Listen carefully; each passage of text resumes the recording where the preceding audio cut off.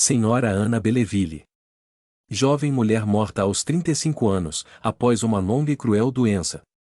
Ativa, espirituosa, dotada de uma rara inteligência, de uma grande retidão de julgamento e de eminentes qualidades morais, esposa e mãe de família devotada, possuía, além disso, uma força de caráter pouco comum e um espírito fecundo em recursos, que jamais a deixava desprevenida nas circunstâncias mais críticas da vida. Sem rancor por aqueles dos quais tinha muito a se queixar, estava sempre pronta a lhes prestar serviço quando a ocasião se apresentava. Intimamente ligada a ela há muitos anos, podemos seguir todas as fases da sua existência e todas as peripécias do seu fim. Um acidente motivou a terrível doença que causou a sua morte e que antes a mantivera de cama por 3 anos, presa aos mais cruéis sofrimentos que ela suportou até o último momento com uma coragem heroica, e durante os quais sua alegria natural não a abandonou. Acreditava firmemente na alma e na vida futura, mas preocupava-se muito pouco com isso, todos os seus pensamentos se dirigiam à vida presente, que ela muito considerava, sem, no entanto, ter medo da morte ou sem procurar os prazeres materiais, porque sua vida era muito simples, com facilidade se privava do que não podia obter, porém tinha, instintivamente, uma inclinação especial para o bem e para o belo, que sabia aplicar até nas mais pequenas coisas.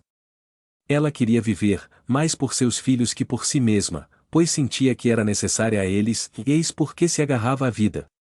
Conhecia o Espiritismo sem o haver estudado profundamente, interessava-se por ele, porém não chegou a fixar seus pensamentos sobre o futuro, para ela era uma ideia verdadeira, mas que não deixava nenhuma impressão marcante em seu espírito. O que ela fazia de bem era o resultado de um movimento natural, espontâneo, e não motivado pela ideia de uma recompensa ou de penas futuras. Já há muito tempo seu estado era desesperador e esperava-se vê-la partir de um momento para o outro, ou ela mesma não tinha mais ilusões. Um dia, em que seu marido estava ausente, sentiu-se desfalecer, e compreendeu que sua hora havia chegado, sua visão estava nublada, a perturbação a invadia, e ela sofria todas as angústias da separação. No entanto, não queria morrer antes da volta do seu marido. Fazendo sobre si mesma um supremo esforço, ela disse: não, eu não quero morrer. Sentiu, então, a vida renascer, e recuperou o pleno uso das suas faculdades. Quando seu marido voltou, ela lhe disse: eu ia morrer, mas quis esperar que estivesses perto de mim, porque ainda tinha várias recomendações a te fazer. A luta entre a vida e a morte prolongou-se assim durante 3 meses, que foram apenas uma longa e dolorosa agonia. Evocação, no dia seguinte ao da sua morte. Meus bons amigos, obrigada pela vossa preocupação comigo, além disso, fostes para mim como bons pais. Pois bem, alegrai-vos, eu sou feliz. Sossegai meu pobre marido e protegei meus filhos. Fui imediatamente para junto deles. P. Parece que a vossa perturbação não foi longa, pois nos respondeis com lucidez. Meus amigos, sofri tanto, e sabeis que sofri com resignação. Pois bem, minha prova terminou. Não vou dizer que estou completamente desligada, porém, não sofro mais, e isto é para mim um grande alívio. Neste momento estou radicalmente curada, eu vos asseguro, mas tenho necessidade do auxílio das vossas preces, para depois vir trabalhar convosco. P. Qual pode ser a causa dos vossos longos sofrimentos? R. Um passado terrível, meu amigo. P. Podeis nos dizer qual foi esse passado? R.O. Deixai-me esquecê-lo um pouco, eu o paguei tão caro. 1 mês após sua morte. P. Agora que deveis estar completamente desligada e que vos reconheceis melhor, ficaremos felizes por ter convosco uma conversa mais clara.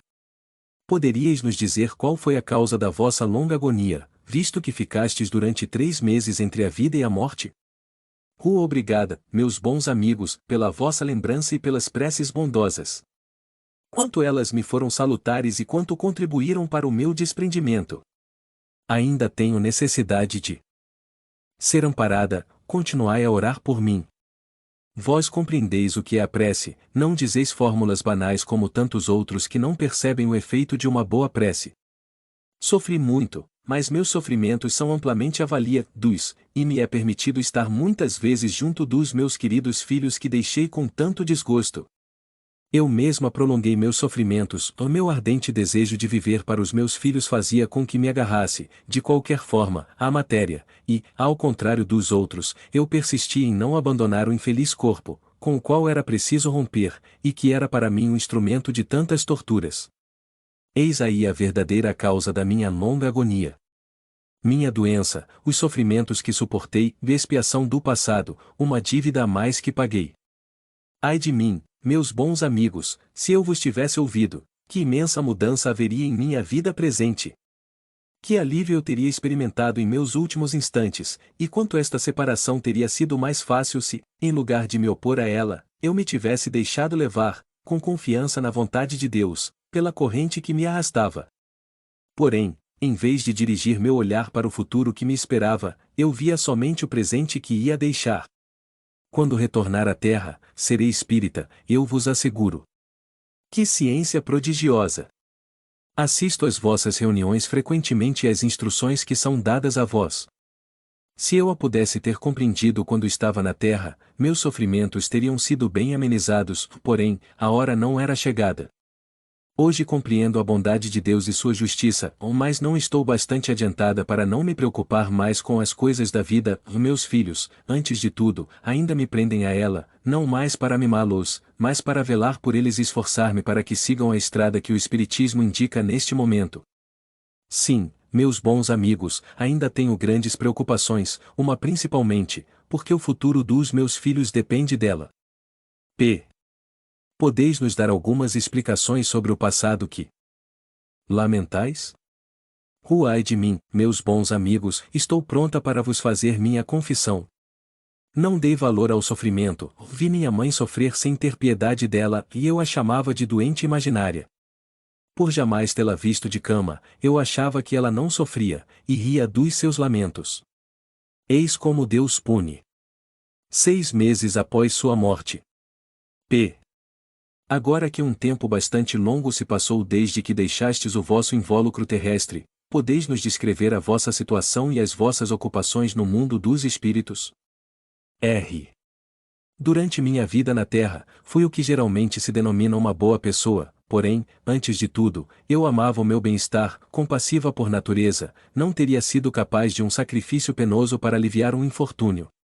Hoje tudo está mudado, e eu sou sempre eu, mas o eu de antigamente sofreu modificações. Evoluí, vejo que não existem classes nem outras condições além do mérito pessoal no mundo dos invisíveis, onde um pobre caridoso e bom está acima do rico orgulhoso que o humilhava ao dar-lhe sua esmola. Cuido especialmente da classe dos que estão atormentados pelas aflições familiares, a perda de parentes ou da fortuna, tenho por missão consolá-los, encorajá-los, e sou feliz por isso. Uma importante questão que resulta dos fatos acima, é a seguinte: uma pessoa pode, por um esforço da sua vontade, retardar o momento da separação entre a alma e o corpo? Resposta do Espírito São Luís vê essa questão, resolvida de uma forma afirmativa e sem restrição, poderia dar ensejo a falsas consequências. Evidentemente, em certas condições, um espírito encarnado pode prolongar a existência corporal para concluir instruções indispensáveis ou que ele acredita que o sejam, e isso pode ser-lhe permitido, como no caso do qual se trata aqui, e como em muitos outros exemplos. Esse prolongamento da vida, em todos os casos, só pode ser de curta duração, porquanto não é permitido ao homem intervir na ordem das leis da natureza, nem provocar um retorno real à vida quando esta chegou ao seu final. Trata-se apenas de uma prorrogação momentânea. No entanto, da possibilidade do fato, não convém concluir que ele possa ser comum, nem crer que dependa de cada um prolongar assim a sua existência. Como prova para o espírito, ou se for conveniente para que uma missão seja concluída, os órgãos danificados podem receber um suplemento de fluido vital que lhes permita acrescentar alguns momentos à manifestação material do pensamento. Os casos semelhantes são exceções e não a regra. Também não convém ver nesse fato uma derrogação de Deus à imutabilidade de suas leis, mas sim uma consequência do livre-arbítrio da alma humana que, no último instante, tem consciência da missão da qual foi encarregada e desejaria, apesar da morte, concluir o que não pôde acabar. Às vezes, também pode ser uma espécie de punição imposta ao espírito que duvida do futuro conceder-lhe um prolongamento de vitalidade com o qual, inevitavelmente, ele sofre. São Luís o poder-se-ia também admirar da rapidez do desligamento desse espírito, levando-se em conta seu apego à vida corporal, porém, é preciso considerar que esse apego não tinha nada de sensual nem de material, possuía mesmo o seu lado moral, já que era motivado pela preocupação com seus filhos de pouca idade. Era, além disso, um espírito avançado em inteligência e moralidade, um grau a mais e estaria entre os espíritos muito felizes. Portanto, não havia, nos laços perispirituais, a tenacidade que resulta da identificação com a matéria. Pode-se dizer que a vida, enfraquecida por uma longa enfermidade, estava presa apenas por alguns fios, eram esses fios que ela queria impedir que se rompessem. Entretanto, pela sua resistência, ela foi punida com o prolongamento dos seus sofrimentos ligados à natureza da sua doença e não à dificuldade do desligamento, e eis porque, após a libertação, a perturbação durou pouco tempo.